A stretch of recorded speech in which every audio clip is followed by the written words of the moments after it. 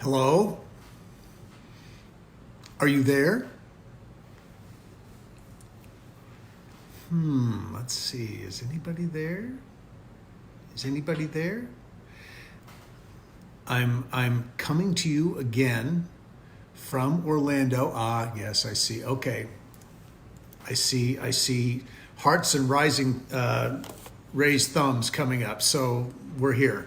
You'll notice that for continuity's sake, I am wearing the same shirt that I had on yesterday, just so in case you end up, watching these chapters back to back, it won't be jarring in some way to see the shirt constantly changing. So that's why I haven't had it on since yesterday. I hung it up in the closet and pulled it out again for you today. I just want to say before we start here, how cool that what happened yesterday has been viewed over 8,500 times on Facebook, which is very, very cool. And so many very generous, gracious comments yesterday. So thank you for that. I really appreciate it. That's, really good feeling. So thank you for that. Today's March 31st. 2020, the last day of March this year. Ordinarily a month ends and we move on to the next one, but this month ending, the way it is sending a lot of households across America into a bit of a panic and or certainly a time of stress. And you can certainly appreciate that, and just sending best wishes that everybody remains calm, and first and foremost, that do the things that are positive for your health and well-being. That is what's most important right now. Everything else will work out in the long run. It may be a little hairy, but everything will work out in the long run. So be of good cheer and of positive attitude. That's the most important thing right now for all of us to be, no matter where we are, no matter what our circumstances are.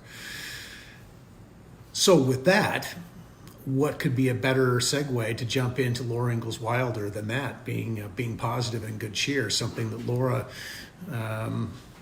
built her whole life around in times of great struggle and deprivation for her, at times in the life of her family. She found a way to view the world in a positive way.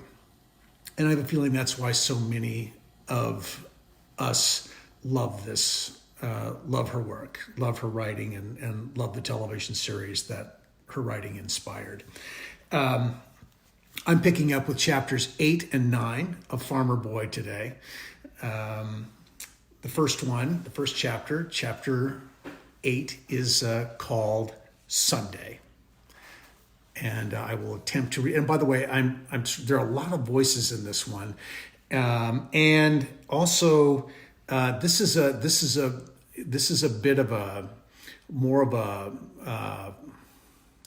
sort of more woman oriented in this chapter. So there's some terminology that doesn't just roll easily off the tongue. So if I screw up at all, then you'll give me a pass on that. And if the voices get a little silly, we'll just move on. Okay. Sunday. When Almanzo trudged into the kitchen the next morning with 2 brimming milk pails, Mother was making stacked pancakes because this was Sunday. The big blue platter on the stove's hearth was full of plump sausage cakes. Eliza Jane was cutting apple pies, and Alice was dishing up the oatmeal as usual. But the little blue platter stood hot on the back of the stove, and 10 stacks of pancakes rose in tall towers on it. 10 pancakes cooked on the smoking griddle, and as fast as they were done, Mother added another cake to each stack and buttered it lavishly and covered it with maple sugar. Butter and melted sugar melted together and soaked the fluffy pancakes and dripped all down their crisp edges. That was stacked pancakes. Almanzo liked them better than any other kind of pancakes. Mother kept on frying them till the others had eaten their oatmeal. She could never make too many stacked pancakes. They all ate pile after pile of them, and Almanzo was still eating when Mother pushed back her chair and said, "Mercy on us, 8 o'clock, I must fly." Well, Mother always flew. Her feet went pattering. Her hands moved so fast you could hardly watch them. She never sat down in the daytime except at her spinning wheel or loom, and then her hands flew. Her feet tapped.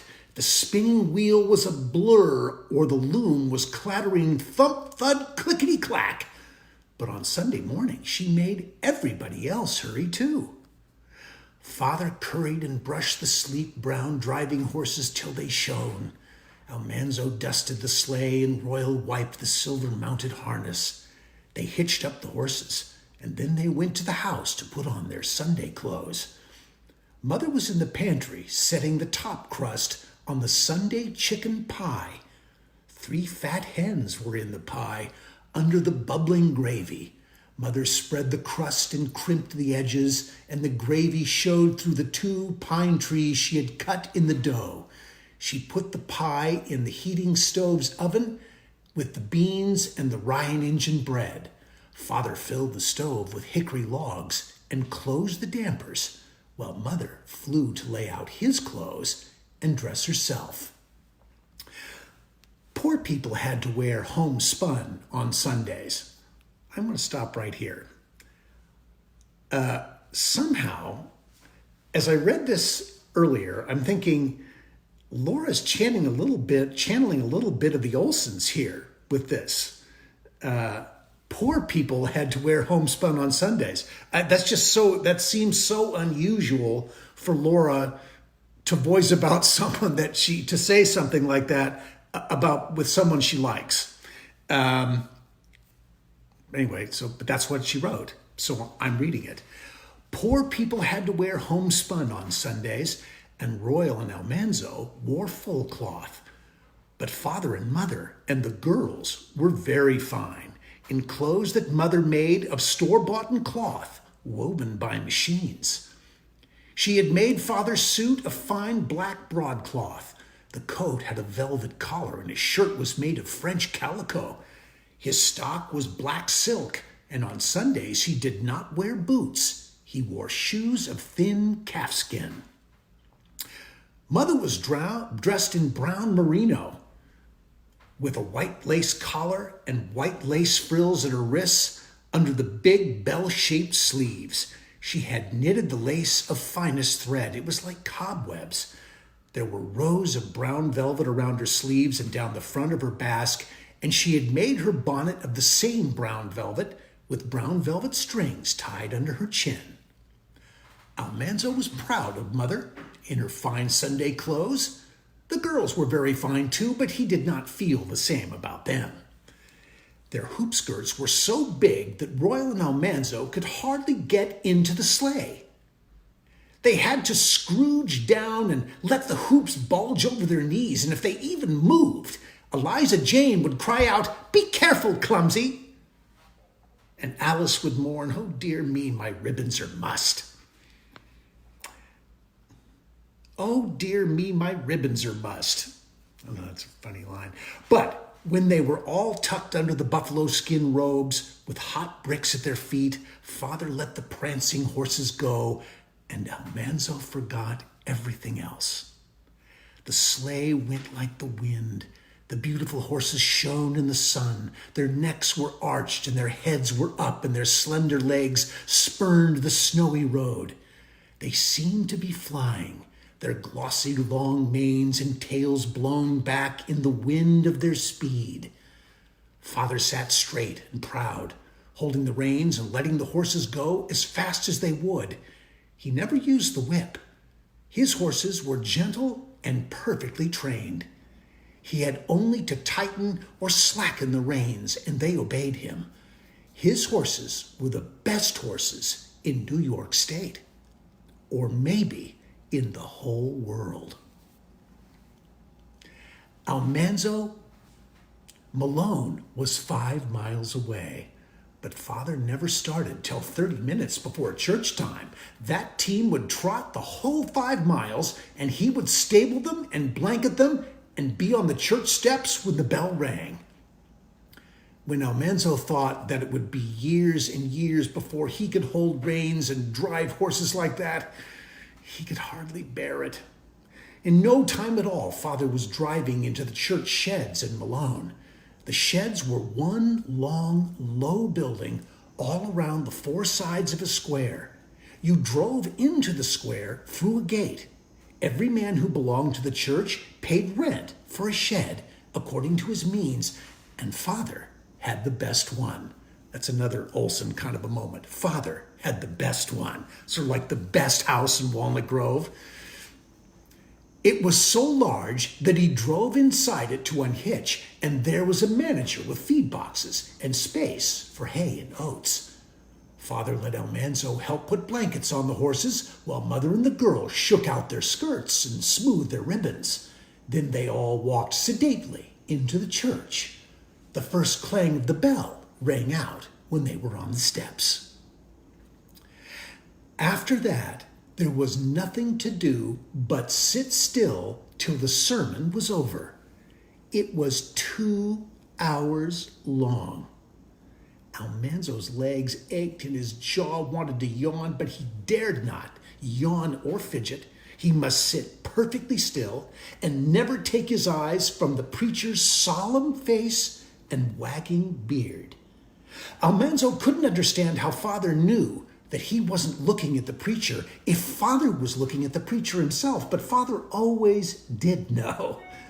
At last it was over. In the sunshine outside the church, Almanzo felt better. Boys must not run or laugh or talk loudly on Sunday, but they could talk quietly, and Almanzo's cousin Frank was there. Frank's father was Uncle Wesley. He owned the potato starch mill and lived in town. He did not have a farm, so Frank was only a town boy, and he played with town boys. But this Sunday morning, he was wearing a store-bought cap. It was made of plaid cloth, machine woven, and it had ear flaps that buttoned under the chin. Frank unbuttoned them and showed Almanzo that they would turn up and button across the cap's top. He said the cap came from New York City. He said his father had bought it in Mr. Case's store. Almanzo had never seen a cap like that. He wanted one. Royal said it was a silly cap. He said to Frank, "What's the sense of ear flaps that button over the top? Nobody has ears on the top of their head." So Almanzo knew that Royal wanted a cap like that too. "How much did it cost?" Almanzo asked. 50 cents, said Frank proudly. Well, Almanzo knew he could not have one. The caps that Mother made were snug and warm, and it would be foolish to waste money to buy a cap. 50 cents was a lot of money. You just ought to see our horses," he said to Frank. "Huh? They're not your horses," Frank said. "They're your father's horses. You haven't got a horse, nor even a colt." "Well, I'm going to have a colt," said Almanzo. "When?" Frank asked. Just then Eliza Jane called over her shoulder, "Come, Almanzo, Father's hitching up." He hurried away after Eliza Jane, but Frank called after him low, "You are not either going to have a colt." Almanzo got soberly into the sleigh. He wondered if he would ever be big enough to have anything he wanted. When he was younger, Father sometimes let him hold the ends of the reins while Father drove. But he was not a baby now. He wanted to drive the horses himself. Father allowed him to brush and curry comb and rub down the gentle old work horses, and to drive them on the harrow. but he could not even go into the stalls with the spirited driving horses or the colts. He hardly dared stroke their soft noses through the bars and scratch a little of their foreheads under the forelocks. Father said, "You boys keep away from those colts. In 5 minutes, you can teach them tricks it'll take me months to gentle out of them." Almanzo felt a little better when he sat down to good Sunday dinner. Mother sliced the hot rye and Injun bread on the breadboard by her plate. Father's spoon cut deep into the chicken pie, and he scooped out big pieces of thick crust and turned up their fluffy yellow undersides on the plate. He poured gravy over them. He dipped up big pieces of tender chicken, dark meat and white meat sliding from the bones. He added a mound of baked beans and topped it with a quivering slice of fat pork. And at the end of the plate, he piled dark red beet pickles, and he handed the plate to Almanzo. Silently, Almanzo ate it all. Then he ate a piece of pumpkin pie, and he felt full inside. But he ate a piece of apple pie with cheese. After dinner, Eliza Jane and Alice did the dishes, but Father and Mother and Royal and Almanzo did nothing at all. The whole afternoon they sat in the drowsy, warm dining room. Mother read the Bible, and Eliza Jane read a book, and Father's head nodded till he woke up with a jerk. And then it began to nod again. Royal fingered the wooden chain that he could not whittle, and Alice looked for a long time out the window. But Almanzo just sat. He had to. He was not allowed to do anything else, for Sunday was not a day for working or playing. It was a day for going to church and sitting still. Almanzo was glad when it was time to do the chores. Chapter 9, Breaking the Calves. Is everyone doing okay here? We doing all right? Is it working? Can you hear me? Am I talking loud enough? Okay. All right, I'm just looking at some comments here. I'm seeing questions. Why is he saying Almanzo? That's another thing. That's another day. Hi, Allison Dean. Great story. Love here. Okay. So, you're all hearing it. So this is chapter 9, Breaking the Calves. Almanzo had been so busy filling the ice house that he had no time to give the calves another lesson. So on Monday morning, he said, "Father, I can't go to school today, can I? I mean, if I don't work those calves, they'll forget how to act." Father tugged his beard and twinkled his eyes. "Well, it seems as though a boy might forget his lesson too," he said. Almanzo had not thought of that. He thought a minute and he said, "Well, I have had more lessons than the calves, and besides, they are younger than I be." Father looked solemn, but his beard had a smile under it, and Mother exclaimed, "Oh, let the boy stay home if he wants. It won't hurt him for once in a way, and he's right, the calves do need breaking." So Almanzo went to the barn and called the little calves out into the frosty air. He fitted the little yoke over their necks, and he held up the bows and put the bow pins in and tied a rope around Star's small nubs of horns. He did this all by himself. All that morning he backed, little by little, around the barnyard, shouting, "Get up!" And then, whoa! Star and Bright came eagerly when he yelled, "Get up!" And they stopped when he said, "Whoa!" and licked up the pieces of carrot from his woolly mittens. Now and then he ate a piece of raw carrot himself. The outside part was best. It comes off in a thick, solid ring, and it is sweet. The inside part is juicier and clear like yellow ice, but it has a thin, sharp taste. At noon, Father said the calves had been worked enough for one day, and that afternoon he would show Almanzo how to make a whip. Well, they went into the woods, and Father cut some moosewood boughs. Almanzo carried them up to Father's workroom over the woodshed, and Father showed him how to peel off the bark in strips, and then how to braid a whiplash. First he tied the ends of 5 strips together, and then he braided them in a round, solid braid. All that afternoon he sat beside Father's bench. Father shaved shingles, and Almanzo carefully braided his whip, just as Father braided the big black snake whips of leather. While he turned and twisted the strips, the thin outer bark fell off in flakes, leaving the soft, white inside bark. The whip would have been white, except that Almanzo's hands had a few smudges. He could not finish it before chore time, and the next day he had to go to school, but he braided his whip every evening by the heater till the lash was 5 feet long.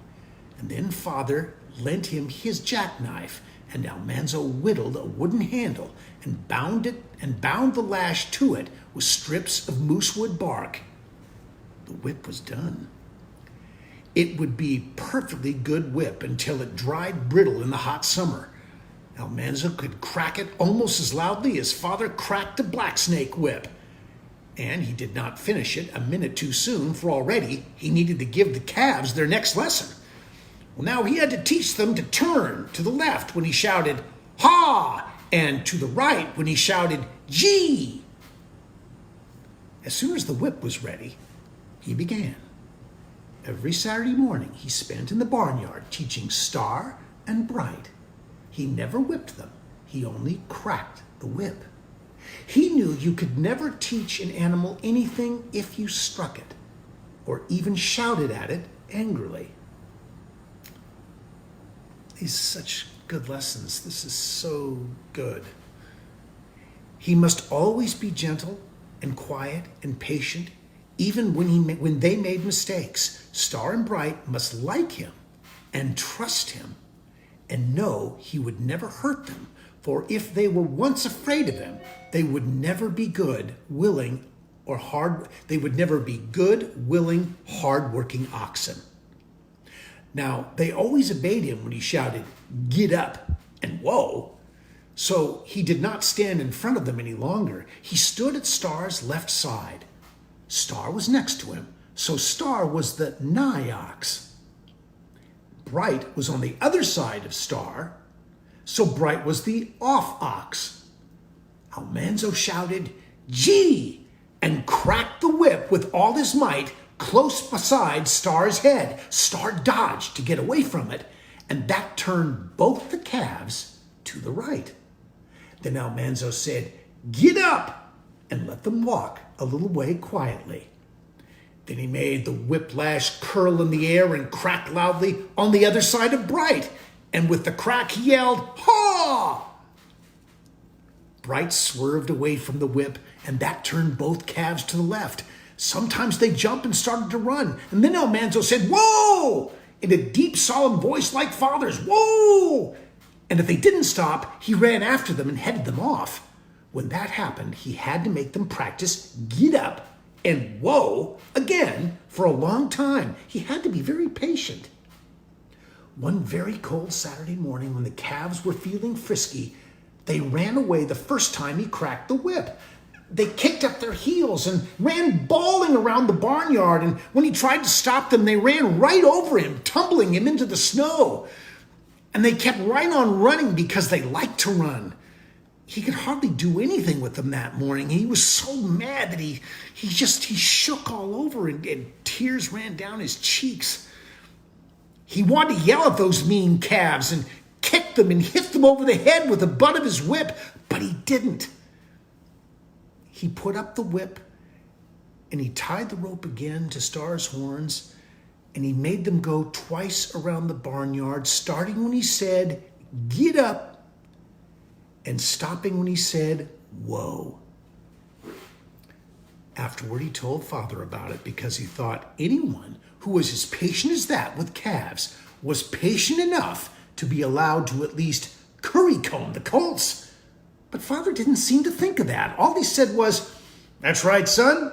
Slow and patient does it. Keep on that way and you'll have a good yoke of oxen yet." Well, the very next Saturday, Star and Bright obeyed him perfectly. He did not need to crack the whip because they obeyed his shout, but he cracked it anyway because he liked to. Now that Saturday, the French boys, Pierre and Louis, came to see Almanzo. Pierre's father was Lazy John and Louis's father was French Joe. They lived with many brothers and sisters in the little houses in the woods and went fishing and hunting and berrying. They never had to go to school, but often they came to work or play with Almanzo. They watched while Almanzo showed off his calves in the barnyard. Star and Bright were behaving so well that Almanzo had a splendid idea. He brought out his beautiful birthday hand sled, and with an auger, he bored a hole through the crosspiece between the runners in front. Then he took one of Father's chains and a linchpin from Father's big bobsled, and he hitched up the calves. There was a little iron ring underneath their yoke in the middle, just like the rings in the big yokes. Almanzo stuck the handle of his sled through this ring as far as the handle's little crosspiece. The crosspiece kept it from going too far through the ring. Then he fastened one end of the chain to the ring, and the other end he wound around the linchpin in the hole in the crossbar and fastened it. That's sort of hard to understand, but Almanzo secured the sled to the yoke using a chain and a linchpin. That's really what you need to understand. So, when Star and Bright pulled, they would pull the sled by the chain. And when they stopped, the sled's stiff handle would stop the sled. "Now, Louis, you get on the sled," Almanzo said. "No, I'm the biggest," Pierre said, pushing Louis back. "I get first ride." "You better not," said Almanzo. When the calves feel the heft, they'll be liable to run away. Let Louis go first because he's lighter." "No, I don't want to," Louis said. "Well, I guess you better," Almanzo told him. "No," said Louis. "Be you scared?" Almanzo asked. "Yeah, he's scared," Louis said. "I am not scared," Louis said. "I just don't want to." "He's scared," Pierre sneered. "Yeah, he's scared," Almanzo said. Louis said he was not either scared. "You're too scared," Almanzo and Pierre said. And they said he was a fraidy cat. They said he was a baby. Pierre told him to go back home to his mama. So finally, Louis sat carefully on the sled, and Almanzo cracked his whip and shouted, "Get up!" Star and Bright started and then stopped. They tried to turn around and see what was behind them, but Almanzo sternly said, "Get up!" again. And this time they started and kept on going. Almanzo walked beside them, cracking his whip, shouting, "Gee!" and he drove them clear around the barnyard. Pierre ran after the sled and got on too, and still the calves behaved perfectly, so Almanzo opened the barnyard gate. Pierre and Louis quickly got off the sled, and Pierre said, "They'll run away." Almanzo said, "I guess I know how to handle my own calves." He went back to his place beside Star. He cracked the whip and shouted, "Get up!" And he drove Star and Bright straight out of the safe barnyard into the big, wide, glittering world outside. And he shouted, "Haw!" And he shouted, "Gee!" And he drove them past the house, and he drove them out to the road. And he stopped, and they stopped when he shouted, "Whoa!" Pierre and Louis were excited now. They piled onto the sled, but Almanzo made them slide back. He was going to ride too. He sat in front. Pierre held on to him, and Louis held on to Pierre. Their legs stuck out, and they held them stiffly up above the snow. Almanzo proudly cracked his whip and shouted, "Get up!" Up went Star's tail, up went Bright's tail, up went their heels, the sled bounced into the air, and everything happened all at once. "Bah," said Star. "Bah," said Bright. Right in Almanzo's face were flying hooves and swishing tails, and close overhead were galumphing hindquarters. "Whoa!" yelled Almanzo. "Whoa!" "Bah," said Bright. "Bah," said Star. It was far swifter than sliding downhill. Trees and snow and calves' hind legs were all mixed up. Every time the sled came down, Almanzo's teeth crashed together. Bright was running faster than Star. They were going off the road. The sled was turning over. Almanzo yelled, "Ha, ha!" and he went headlong into the snow yelling, "Ha!" His open mouth was full of snow. He spit it out and wallowed and scrambled up. Hear Star and Bright running away with Almanzo, leaving Pierre and Louis there. Everything was still. The road was empty. The calves were gone. The sled was gone. Pierre and Louis were coming out of the snow. Louis was swearing in French, but Almanzo paid no attention to him. Pierre sputtered and wiped the snow from his face. "Sacre bleu! You think you drive your calves? They not run away, eh?" How's that accent? "They not run away, eh?" Far down the road, almost buried in the deep drifts by the mound of snow over the stone fence, Almanzo saw the calves' red backs. "They did not run away," he said to Pierre. "They only ran. There they be." He went down to look at them. Their heads and their backs were above the snow. The yoke was crooked and their necks were askew in the bows. Their noses were together and their eyes were large and wondering. They seemed to be asking each other, "What happened?" Pierre and Louis helped dig the snow away from them and the sled. Almanzo straightened the yoke and the chain. Then he stood in front of them and he said, "Get up!" While Pierre and Louis pushed them from behind. The calves climbed into the road and Almanzo headed them toward the barn.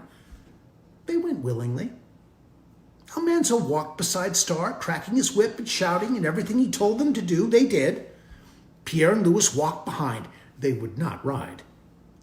Almanzo put the calves in their stall and gave them each a nubbin of corn.